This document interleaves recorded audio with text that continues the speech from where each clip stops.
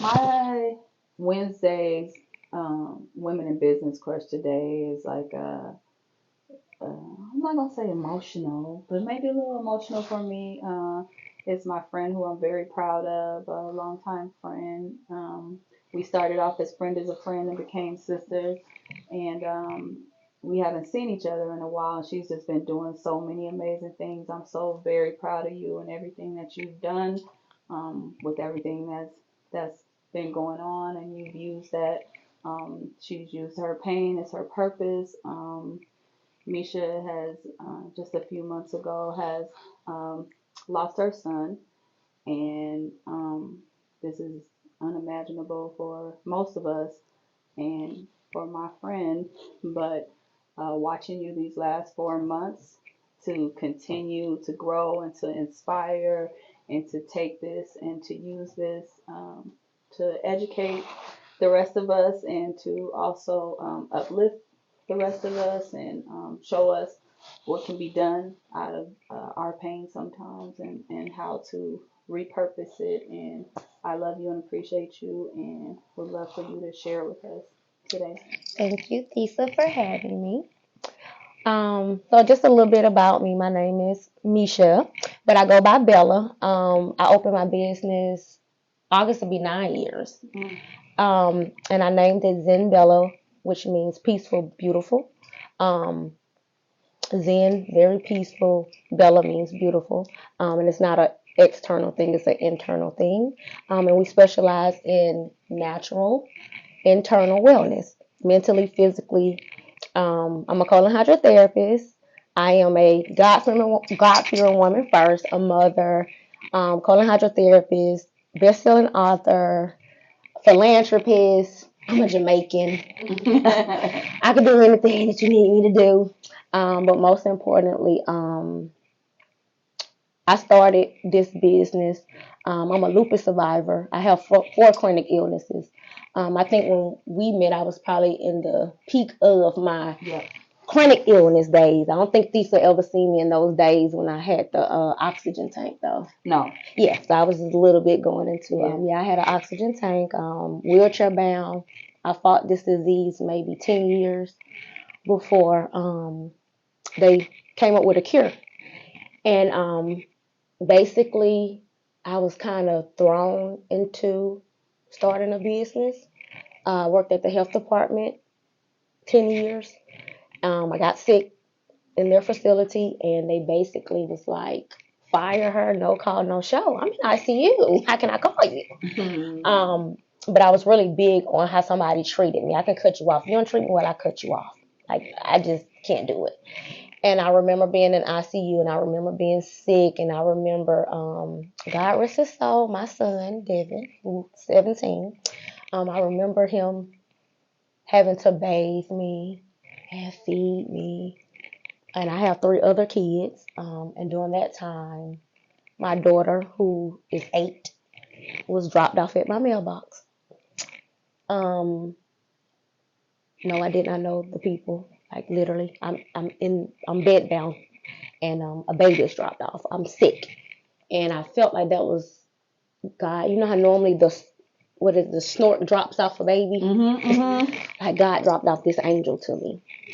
So here I am sick. Girl. That was the only girl I have, and I was going through a nasty divorce, nasty divorce. And so I'm here with these kids, and I'm sick, and a baby, another baby. And for some reason, I remember, and I hope I can be very transparent. You know, I don't know, I can't be fake. It ain't in me. One thing I like wearing fake is hair. But I remember looking at her one day. She was in her carrier, and my son was in there fixing food. Like he's like 9 or 10, and it was like, get your ass up. This baby don't have nobody, and you crying over. I can say the word, a nigga. Yeah. And I promise you, this is what God said to me. That's how we talk. Yeah. We talk like that. And he was like, get your ass up. And I remember, like, I hadn't slept in like 2 weeks. I didn't care about nothing. Like, it was bad. It was dark days. And I remember that day I looked at her. I mean, Devin was fixing her a bottle or something. I went in and took a shower. Hey, it was on ever since then. I was like, oh, okay. I don't ever at that moment, I had never felt another type of pain like that before. Like, despite being sick, I've been through maybe 30 surgeries, blood transfusions, hair falling out in chunks, skin in the bed with you, all of that. But nothing had hurt at that moment than going through a divorce, which is a part of grieving. Move forward. I remember thinking when you took on her, with everything that you were going through and your other three kids, I didn't understand, like, though, I see this baby and she's beautiful and you see her and of course you fall in love, but I was still thinking at the time, like, how can you do this with everything that you're already going through? Like, I understand it in your heart, but is this really your responsibility? And that's something that I wouldn't dare say to you at that time, because I knew better, because you had made the decision. And, I was so in awe of you as a person, as a woman. But in my heart, I was saying, how are you going to be able to do this with everything that you're going through? Because I remember that. I had some family members say, "Oh no, you taking her to the defects office? You gonna go drop her off at the fire station?" I was like, "No, I'm not." But see, you have to be very careful what you ask for, and God prepare you for when He gonna give you those blessings. I didn't never want to have more kids. That last one was a boy. I was mad as hell. I was mad. I didn't buy nothing until he came, and I love to shop. But I remember working in the health department of Shamley Tucker. And I remember it was around the time Obama was in office or something. And it wasn't Obama. I remember it was around the time they made it legal to drop the baby off at the health department or fire station or something. And I remember standing there, and again, because it's all Hispanics, and I said, somebody gonna drop me a little Hispanic daughter off over here. And my kid's mixed, so she was gonna fit right on in. Be careful what you ask for, because it happened. Like, literally dropped off with a bag, literally. And so you have to just understand, everybody have their own relationship with God and the things you ask for. You have to be very direct. I'm very direct in my prayers, right? That was something I asked for. A lot of things that I've asked for, I've manifested, and I very specific when I asked for it.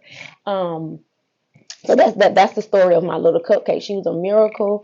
I probably wouldn't. That's what she calls her, Cupcake. Yeah, her name's Cupcake. And I don't know if I would have had this much strength if she wasn't there. She's just like a piece of the puzzle. It just wouldn't be right. I don't know where I would be without her.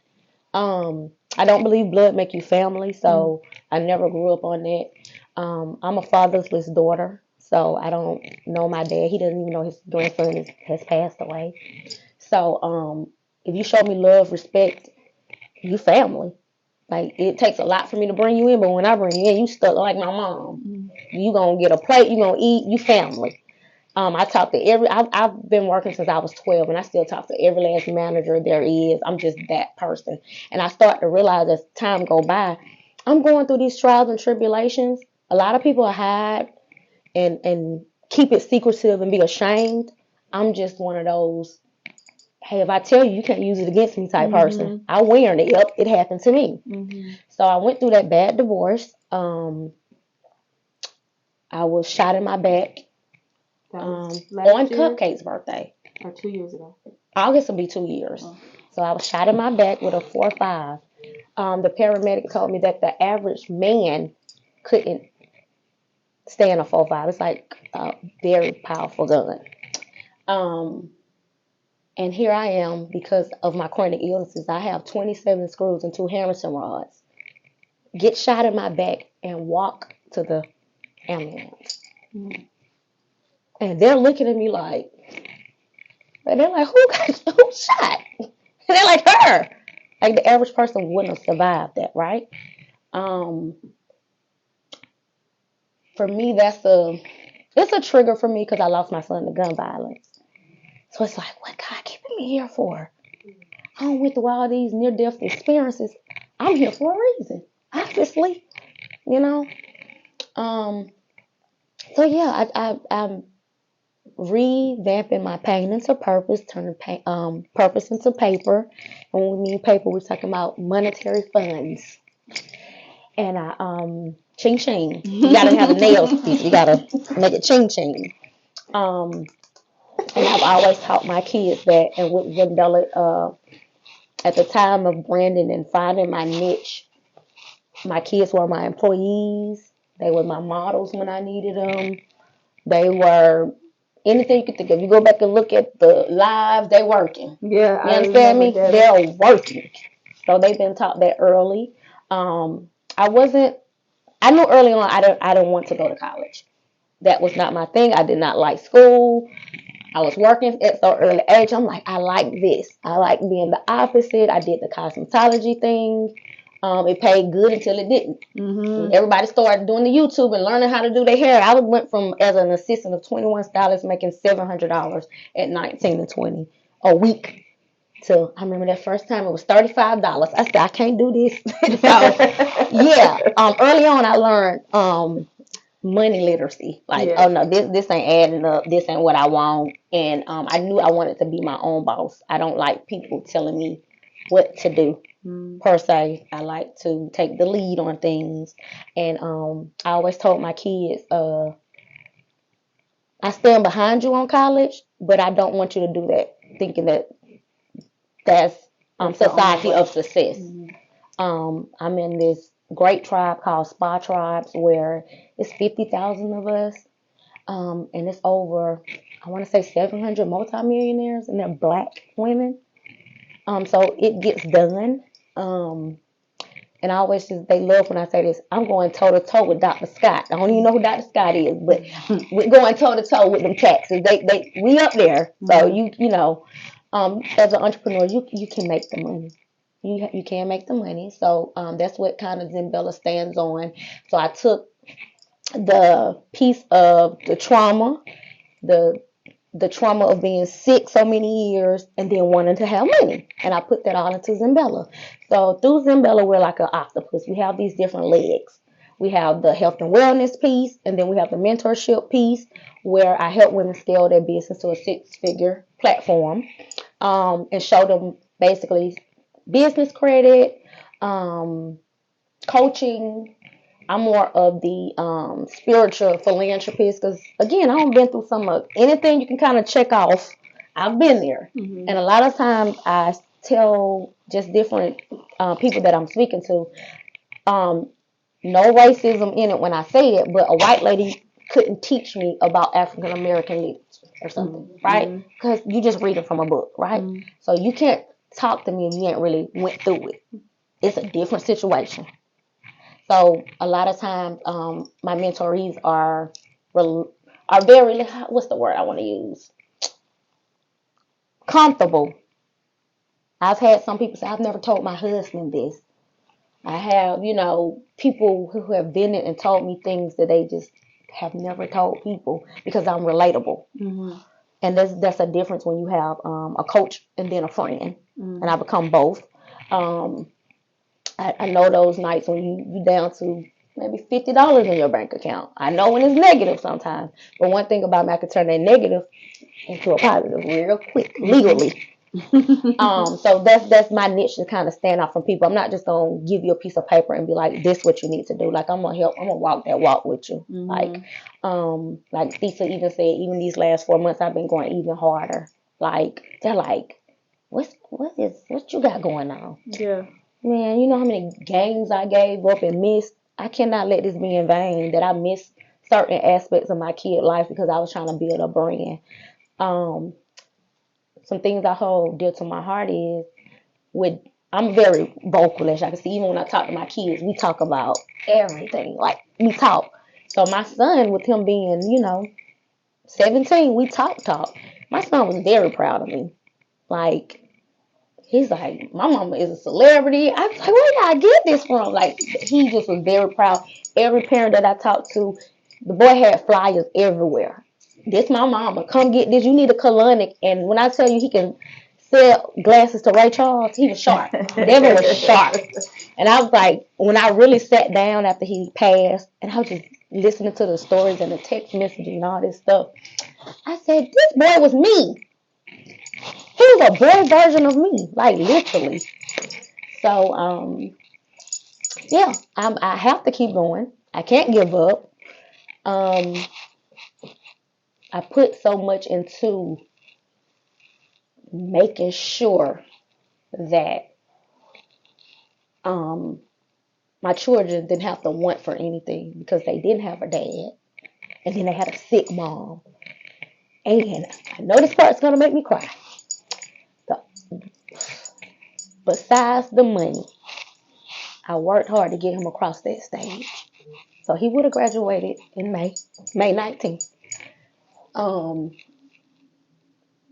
it takes a lot to hurt me, but what really hurts me is that was gonna be my moment. Like being sick, being told we don't know you're gonna make it. Our mutual friend came and wiped my butt and fed me. My son did this, and I just wanted to get him across that stage with that diploma and get him on that Navy boat. And I would have said, nigga, I made it. It wasn't the money that I make in my bank account, even though you need money to have nice things. Some things is priceless. And for me, it's the not being able to see him graduate because I put a lot into getting him across. We had him set up with Airbnbs, business. He just was going to be a well set kid, even if people thought he wasn't. Yeah. He was the black boy with the dreads, you know.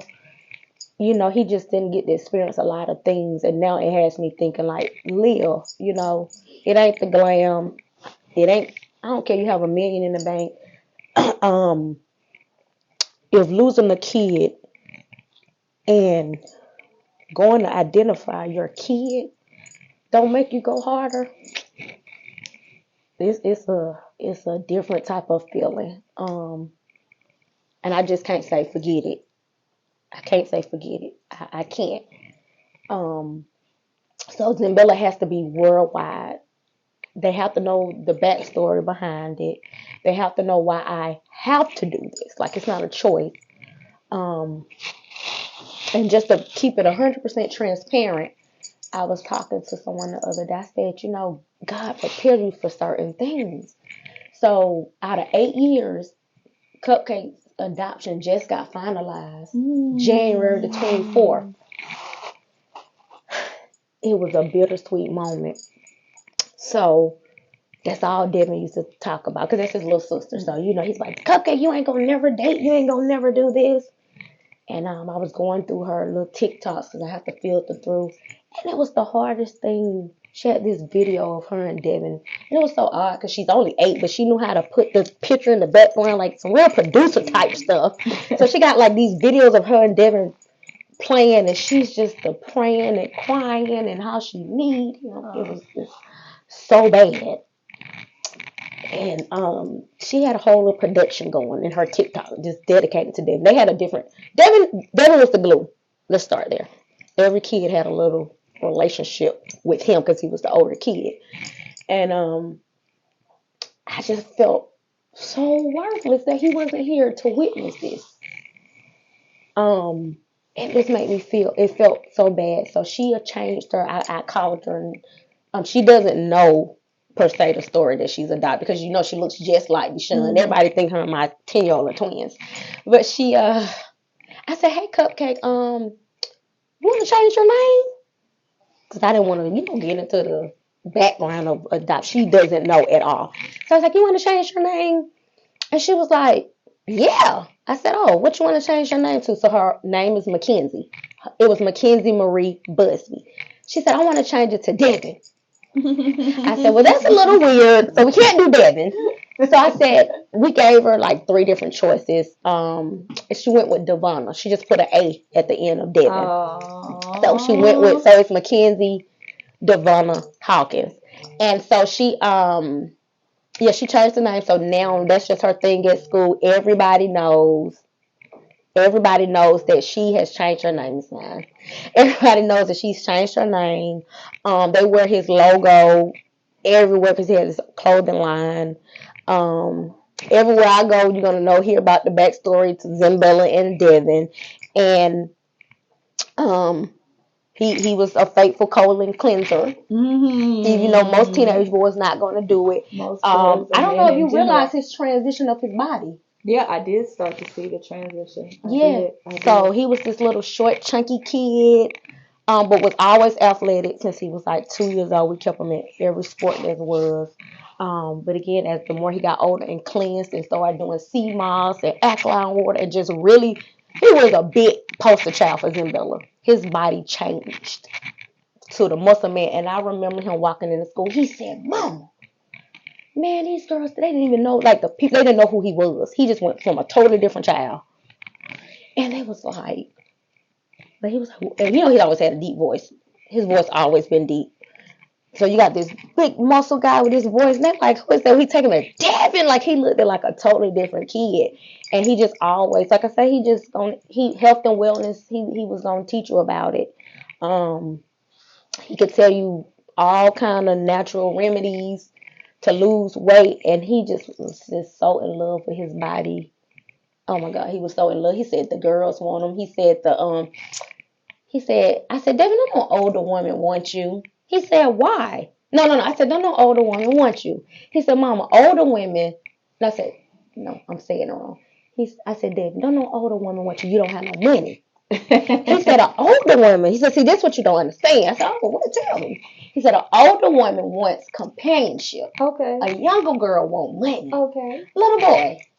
Right? Okay. So he was wise beyond his years. Yeah, he was. He was very Oh wise my beyond his years. God. He was like, she just wants you to look good and just, companionship. Oh, Right. And make where's her she feel at? good. Where's she at? So I can pull up on her. But yeah, so that's just my story now. I just kind of um instilling in my kids. Again, he was murdered by his friends, a jealous robbery. They shot him and left him there to die. Um, I guess really finding what true friendship is with this new generation. Mm-hmm. When we came up with it, we have a real friendship, like real friendships. Like people I call my friends, they real friends. Right. And you don't have to question that. And I sometimes I struggle with, was I just so open and caring to people? Because they'll be like, these my brothers, mama. I never let kids come to my house. I never did it. It was just never my thing. I got enough of y'all. I don't need to be responsible for nobody else. I just never did it. And he was just that kid. Like, it was maybe 500 people at his funeral. 200 kids got saved. So, very popular. People flew in from everywhere. Everywhere I go, they're like, your dad is my... Like, he was the it person for a lot of people. So I just want to carry that legacy. Never withhold, encourage people. Because I've been noticing a lot of people saying, why? Like, when I put up some, why Devin? And I just had to be the bigger person and say, why not? Mm-hmm. God didn't promise you nothing, but a birthday and a death date is what you do in between it that matters. Mm-hmm. Right? I teach an anger management class. I'm a grief specialist, anger management, cognitive behavior therapist, all of that. And I remember we had the luxury of writing our own eulogy. Everybody was scared. I was like, I've been through some stuff, so I know mine's going to be interesting. Like, I know when I go, it's going to be some good things stamped in my community. Like, how many people can really say that? Right. Like, what are you living for? What have you put in your eulogy? Besides, everybody what's coming in your eulogy? Right. Yeah, what's in your eulogy? Oh. So, I had the honor to have to write it for myself, even though I'm here, and then I wrote it for my son. In mind with all these text messages and videos that everybody's sent me. And I can say, I raised a good kid. He did the normal teenage stuff, but overall, he was me. Mm-hmm. He was going to give you your last. He was loyal. He was respectful. Holding doors since he was 3. Like, he was just a good kid who just, was gone too soon. We will meet again. And I know he's protecting me. And he gonna see Zembella. This gonna be a worldwide thing where I'm going around doing philanthropy work and just telling, because shit happens in life. Literally. Unfortunately, people get divorced. People get shot. People get sick. People lose people. It's just 360 thing that can't nobody avoid. I don't care how good you think you are. I Mhm. don't care how much money you got in the bank. It's gonna happen, right? Life is And I gonna want to be that person you can pick up the phone and dial and be like, ah! And I can tell you what it feel like. So that's why I've going through this rebranding of turning pain into purpose, because it's like somebody will say, why is she going through so much stuff? Why has this girl been through so much stuff if she's such a good person? Because everybody love to use the word karma. And I had somebody ask me, what have you done? Who would say that? But yes. Yeah, well, it was somebody really close who Yeah, said of it too. course. What have you done to go through this? I was like, baby, you didn't see what they did to Jesus? And it took for a stranger to send me a voice message on Facebook, and I have it saved as one of my favorites. He said, baby girl, I don't even know you, but I went back and went maybe like the last 2 years of your life. He said, and over me resonated Job. They did everything to him, just don't touch her face or touch his face. And he was like, that's your spirit, that's your purpose. People going to watch you get whipped, beat, all of that, but you're going to be that inspiration to keep going and to always know it may be bad right now, but it could be worse. That's my motto that I live by. It could be worse. No matter what, it could be worse. Mesha, I appreciate you so much for sharing, and I want to encourage everybody that heard your story, and I'm sure that felt your story like I feel you all the time, to follow her page and to look into her mentoring program, and support my sister at Zimbella. Thank you.